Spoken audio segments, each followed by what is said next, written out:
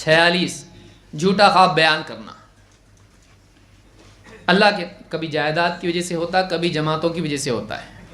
ہاں، دینداریوں کی وجہ سے ہماری جماعت حق ہے، تمہاری جماعت حق. اللہ کے نبی صلی اللہ علیہ وسلم ہمارے خواب میں اور کہا کہ تم لوگ حق پر ہو، جمے رہو، ٹکے رہو. یا تیرے دادا میرے خواب میں آئے، ابو میرے خواب میں آئے، بولے اس کو گھر دو، ہاں فلانا جائیداد اس کو دو. ہاں، روتے روتے وہ بھی ایک دم. عورتوں کے آنسو کیسے ایک دم اوریجنل، جب چاہے بٹن دباؤ آنسو باہر.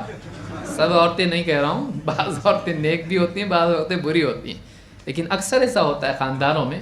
اچانک خواب کسی کو آ جاتا ہے جس کو جائیداد ملنی ہوتی ہے، اور اسی کے خواب میں آ کے بولتے دوسرے کے ہوتا تو کچھ بات ہوتی کہ اس کو دو، اس کو ہی آتے میرے کو دو. یہ سب خرافات ہے، جھوٹی باتیں بیان کرنا خوابوں کی. کیا ہے اس کی برائی؟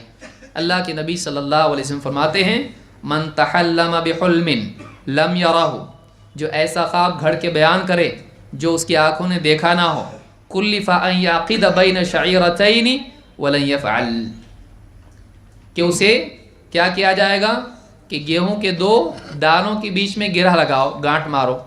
کر سکتا ہے؟ نہیں، وہ کہیں بھی نہیں کر پائے گا. اس کو یہ عذاب دیا جائے کریے، لیکن وہ کرنے کی کوشش کرے گا لیکن ہو نہیں پائے گا. ولن یفعل، اس کو امام البخاری نے روایت کیا ہے.